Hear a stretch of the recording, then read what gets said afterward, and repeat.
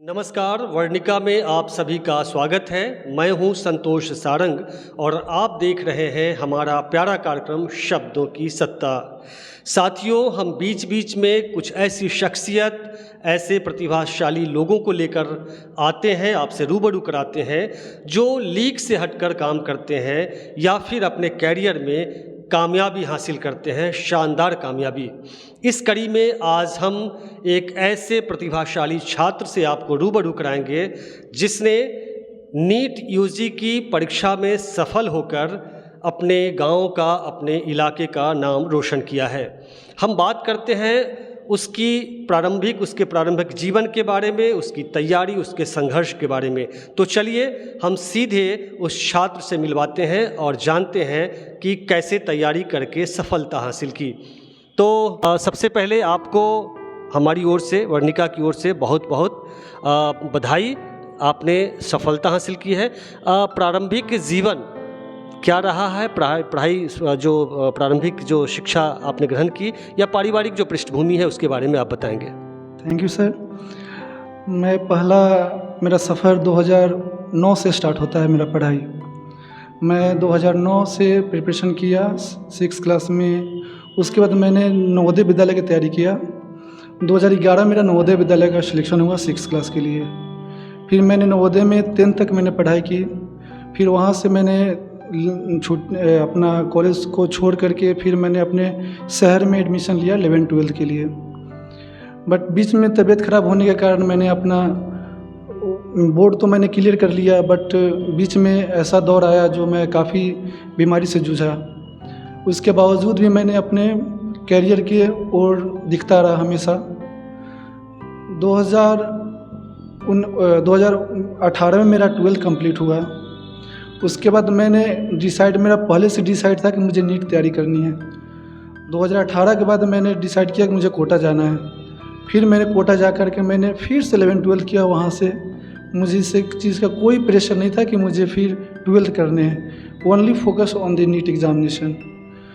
फिर मैंने वहाँ से 11th-12th किया, अपना बेस स्ट्रॉन्ग किया मैंने अपना। जो इतने बेस ख़राब होने के बाद भी मैंने लगातार लगा रहा। मुझे 2020 में 561 मार्क्स आए। पहला अटैम्प्ट मेरे लिए वो पहला अटैम्प्ट था। वो 2018 और 19 मैंने गैप किया। 2020 हमारे लिए फर्स्ट अटैम्प्ट था वो। फिर मैंने 2021 एग्ज़ाम दिया, फिर 2022 दिया और ये 2023 में मेरे 660 नंबर बने मेरे।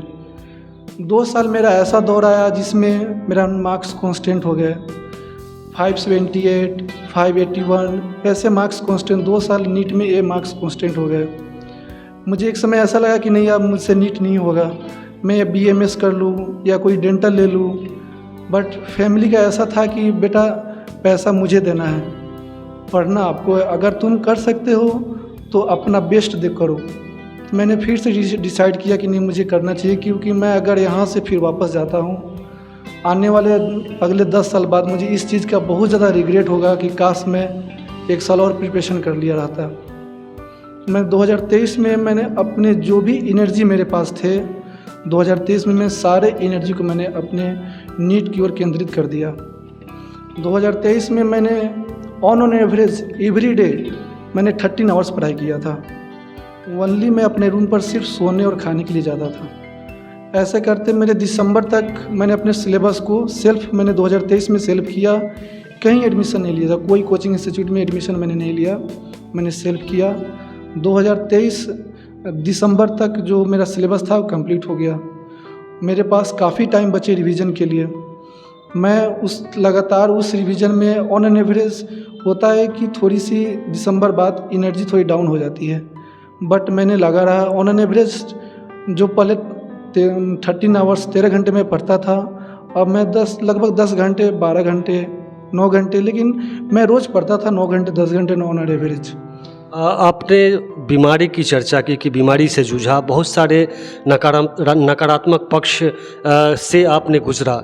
वो कौन सी चीज़ें थी जो आपको बार बार ये बीमारी की वजह से आप निराश होते रहे और कई ऐसी चीज़ें थी जो निराशा के दौर से आप गुजरे, वो कौन सी चीज़ें थी जो आपको बार बार प्रेरित करती थी? कोई गुरु के वचन थे या कोई संस्कार का वैसा कुछ था या पारिवारिक क्या था कि आपको बार बार निराशा से निकालकर आगे ले जाने को प्रेरित करता रहा? ये हमारे बड़े भैया की ये सबसे बड़ी देन है। मैं उनका हार्ड वर्किंग में देखता था, वो अपने भाई के लिए इतना परिश्रम करते थे पढ़ाई के लिए। उन्होंने बहुत प्रयास किया कि हमारे भाई कुछ जो हमारे बैकग्राउंड थे उनको उनका बैकग्राउंड अपने लाइफ को सेक्रीफाइस करके उन्होंने अपने फैमिली का बैकग्राउंड अच्छा सोचा कि मैं मेरा भाई सब अच्छा बैकग्राउंड बना सकता है। तो आशा उनके पास था कि मेरा भाई कोई ना कोई अच्छा तो कर जाएगा। इसी विषय में मैं उनका हार्ड वर्किंग मैं देखता था। सुबह वो घर से निकलते हैं, मेरे बस माइंड में ही चलता था कि हाँ मुझे अपने फैमिली को बेस्ट देना है। मैं अपने जब पीछे मुड़ के देखता हूँ तो बहुत सारे जो मैं जिस अवस्था से गुजरा हूँ उस चीज़ को देखकर मेरे माइंड में था कि नहीं, मुझे अपना सेल्फ बेस्ट देना है ताकि हमारे जो भैया का आशा है वो आशा न टूटे। मैं उनकी कठिन परिश्रम को देख करके मुझे सबसे ज़्यादा ये माइंड में था कि नहीं मुझे करने हैं। ये कोटा से आपने पढ़ाई करी है, हम ये जानना चाहते हैं कि क्या कोटा आप गए, बिहार में कोई ऐसे संस्थान नहीं है जो मेडिकल और आईआईटी की तैयारी कराए जो यहाँ के बिहार के लोग ज़्यादातर कोटा जाते हैं? और कोटा में क्या खास है? कोटा से बहुत बुरी खबरें भी आती है, तो ये दोनों सवालों का जवाब एक साथ दें आप। सर ऐसा नहीं कि अपने बिहार में अच्छे टीचर नहीं हैं सर। मैंने वहाँ कोटा में देखा कि 80% टीचर हमारे बिहार से गए हुए हैं, मैक्सिमम टीचर। या PW पर देख लीजिए, आपको फिजिक्स के टीचर बहुत अच्छे अच्छे जो अपने बिहार से हैं, अपने बालूघाट मुजफ्फरपुर से हैं, हमारे पटने से बहुत अच्छे अच्छे टीचर लोग गए हुए हैं। वहाँ पे क्या है कि वहाँ सैलरी पैसा की बात है वहाँ। और ऐसा नहीं कि शिक्षा वो टीचर यहाँ पे नहीं दे सकते हैं, बस हमारे बिहार में फैसिलिटी नहीं दे पाते हैं हमारे गवर्नमेंट। वहाँ पे कि उनका हर एक चीज़ की फैसिलिटी है वहाँ पे, वो माहौल वहाँ पे अच्छे हैं। और बच्चे बिहार में, अगर बिहार के बच्चे बिहार में, जैसे कि साउथ का मैं एग्जांपल दूँ आपको, साउथ के बच्चे सिर्फ साउथ में पढ़ते हैं, अदर किसी स्टेट में नहीं जाते हैं, क्योंकि वहाँ के फैसिलिटी जो गवर्नमेंट प्रोवाइड कराती है वो बहुत अच्छी देती है, अपने टीचर को चाहे अपने एम्प्लॉयमेंट को बहुत अच्छी करती है। लेकिन बिहार में ऐसा कुछ नहीं है। तो सारे टीचर यहाँ से माइग्रेट होते हैं कोटा के लिए, और बच्चे भी जाते हैं कोटा क्योंकि मैक्सिमम बिहार के टीचर हैं, बिहार यूपी से टीचर हैं वहाँ। तो अपने लैंग्वेज में जब टीचर को पकड़ते हैं तो उनको ज़्यादा अच्छा लगता है पढ़ाई में। एक वहाँ का और यहाँ की निगेटिविटी क्या है कि यहाँ पे बच्चे कोटा में अपने जैसे बिहार की बात करें, जैसे पटना एक हब है पढ़ाई का, लेकिन मेडिकल का क्षेत्र में अभी हमारे कोई भी संस्थान सोची नहीं कि हम मुझे और बेस्ट करने हैं कि ताकि हमारे बिहार के बच्चे बिहार में रहे। अगर बिहार को अगर अच्छा बनाया जाए तो कोटा से कहीं बेहतर हो जाए, क्योंकि वहाँ पे लगभग 80% बिहार बच्चे जाते हैं वहाँ पे 80%। हमने देखा कि आपको हर एक डेंक पर जब आपको क्लास में, जैसे कि हमारी वित्त मंत्री निर्मला सीतारमन जी आई थी एलन में, वहाँ पे पूछा गया कि बिहार से कितने बच्चे हैं, उसमें 80% से अधिक बच्चे थे बिहार से थे। वो भी आश्चर्य हो गए कि वहाँ से बिहार से बच्चे माइग्रेट कोटा में आके पढ़ाई कर रहे हैं, ऐसा बिहार में क्यों नहीं है, टीचर की क्या कमी हो गई। हमारे पास टीचर हैं लेकिन उनके पास फैसिलिटी नहीं है, इसलिए माइग्रेट होते हैं। ये सुसाइडल डेथ की भी चर्चाएं आती है, वहाँ से काफ़ी छात्र बाद में चले भी आते हैं, क्या कारण दिखता है? वहाँ पे प्रेशर बहुत ज़्यादा प्रेशर है। सबसे पहली बात कि वहाँ पे पढ़ने वाले अगर बच्चे जो भी हैं वो अपने वहाँ पे दो टाइप के बच्चे रहते हैं, या पढ़ते हैं तो खूब पढ़ते हैं, और नहीं तो वो अपने लाइफ को मोबाइल में सोशल मीडिया पर व्यस्त करते हैं, वेस्ट करते हैं वो। और जब एग्ज़ाम का टाइम आता है वो प्रेशराइज होते हैं, एग्ज़ाम में परफॉर्मेंस नहीं अच्छा कर पाते हैं, मेंटली स्ट्रेस जाते हैं, फैमिली से भी उनके कॉल आता है कि आपका परफॉर्मेंस डाउन हो रहा है, तो वो मेंटली स्ट्रेस को हैंडल नहीं कर पाते हैं। अभी कोटा में हर एक साल बच्चे सुसाइड करते हैं। हमारे रूम के बगल में, जब मैं कोटा में था, हमारे रूम के बगल में ही बच्चे सुसाइड किए थे, साइड में था रूम, वहाँ सुसाइड किए। सेम केस था कि नए बच्चे बिहार से गए थे।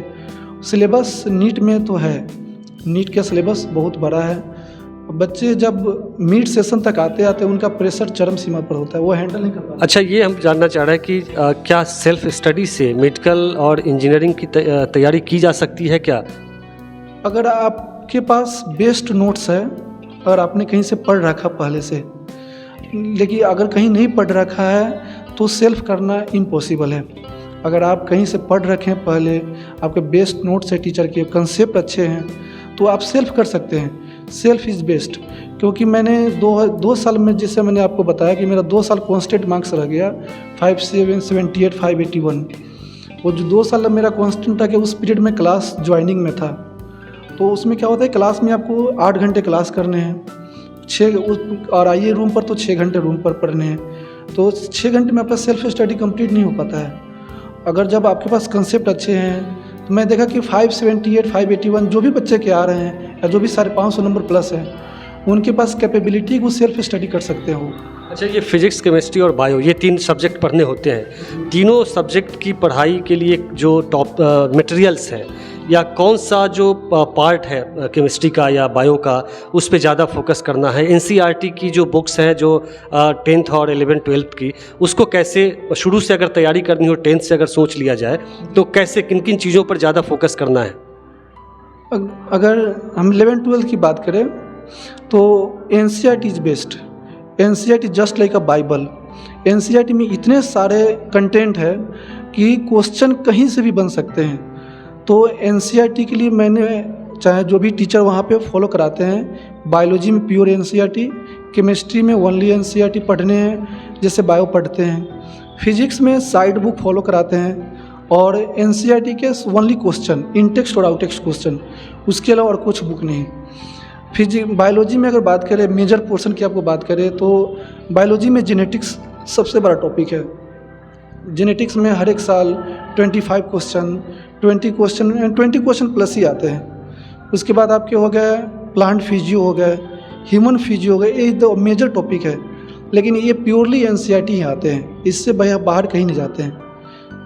कुछ टॉपिक है एनसीईआरटी से जो 90 क्वेश्चन आते हैं बायोलॉजी में, तो उसमें 85 क्वेश्चन तो एनसीईआरटी से होते हैं, प्योरली एनसीईआरटी। अगर जो बच्चे लाइन बाय लाइन अगर एनसीईआरटी पढ़ रहे हैं, सिर्फ बायो की मैं बात करूँ तो वो सिर्फ एनसीईआरटी से हैं। तो एनसीईआरटी और प्रीवियस ईयर क्वेश्चन जो बच्चे अगर रेगुलर फॉलो कर रहे हैं, रेगुलर कर रहे हैं, उनके मैं बोल रहा हूँ दावे से कि उनके 350 मार्क्स 340 से कम नहीं आएंगे। ये है, आपने सोशल मीडिया का नाम लिया कि कोटा में सोशल मीडिया पे या मोबाइल पे ज़्यादातर लगते हैं बच्चे, उनके गार्जियन वहाँ देखने को होते नहीं हैं। आप सोशल मीडिया से दूर रहे हैं, आपका क्या रहा है?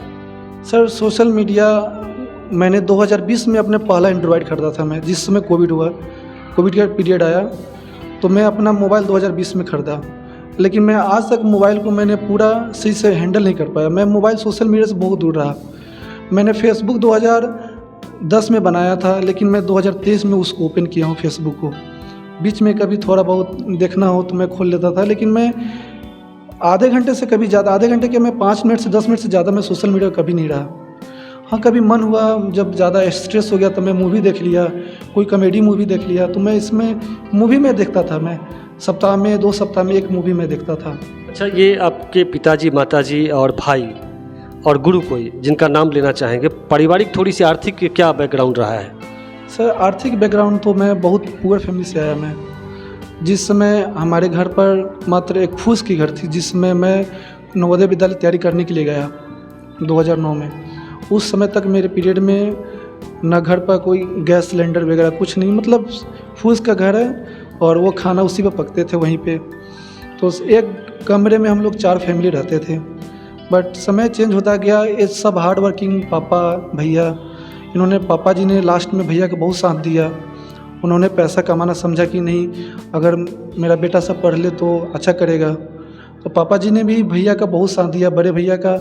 लेकिन डायरेक्शन, जो भी डायरेक्शन था, हमारे भैया का डायरेक्शन था। हम अंतिम सवाल आपसे जानना चाहते हैं। आप युवा हैं, आपने मेडिकल कंप्लीट किया है, आगे देश की सेवा करेंगे चिकित्सा जगत में जाकर। आज देश की कोई ऐसी समस्या जो आपको सबसे ज़्यादा कचोटती हो, राजनीति, अर्थशास्त्र या तमाम जो भी सेक्टर्स हैं, उसमें कोई एक ऐसी चीज़ें जो आपको सबसे ज़्यादा उद्वेलित करती हैं? सर, सबसे ज़्यादा शिक्षा व्यवस्था। उसके बाद अगर मैं पर्सनली अपने बिहार की बात करूं तो यहाँ के मेडिकल चिकित्सा व्यवस्था बहुत ख़राब है। इस पर ध्यान देने की बहुत ज़रूरी है। तो सबसे पहली बात की शिक्षा व्यवस्था हमारे जैसे सरकारी स्कूल में, आपको एग्जांपल दूँ, दिल्ली गवर्नमेंट की बात करूँ आपसे, मैं न्यूज़ कभी कभी मैं देखता था, दिल्ली गवर्नमेंट, अभी इस साल मैं देख रहा हूँ नीट के सरकारी स्कूल के बच्चे नीट क्वालिफाई कर रहे हैं दिल्ली से। तो हर एक स्टेट के बच्चे भी कर सकते हैं दिल्ली से, हर एक स्टेट के बच्चे सरकारी स्कूल से क्वालिफाई कर सकते हैं। तो कहने का मतलब है कि शिक्षा और स्वास्थ्य पर ध्यान देने की ज़रूरत है। बातचीत पूरी लंबी हो गई, लेकिन अभी तक आपने नाम नहीं बताया हमारे दर्शकों को। क्या नाम है आपका? सर मेरा नाम इंद्रजीत कुमार है। मैं गांव से, विलेज मेरा नरवारा पड़ता है, और मेरा कार्यस्थल जो मेरे दुकान है, शॉप है, वो साहेबगंज में पड़ता है। मेरा ब्लॉक मोतीपुर है। पिताजी माताजी का नाम? पिताजी का नाम है शंभू शाह, मदर का नाम है सुदामा देवी, माँ घर हाउसवाइफ है, पापा जी बिजनेस करते हैं। तो अभी आप सुन रहे थे मेडिकल यानी नीट यूजी में सफल इंद्रजीत को। इंद्रजीत ने अपनी पारिवारिक जो पृष्ठभूमि है, आर्थिक जो स्थिति रही है, और कोटा से, बिहार से लेकर कोटा तक का सफ़र कैसा रहा और सफलता कैसे हासिल की, ये सब कुछ आपने सुना। मुझे आशा है आपको यह बातचीत पसंद आई होगी। तो चलिए फिर हम मिलते हैं अगले एपिसोड में किसी नए विषय के साथ। तब तक के लिए नमस्कार।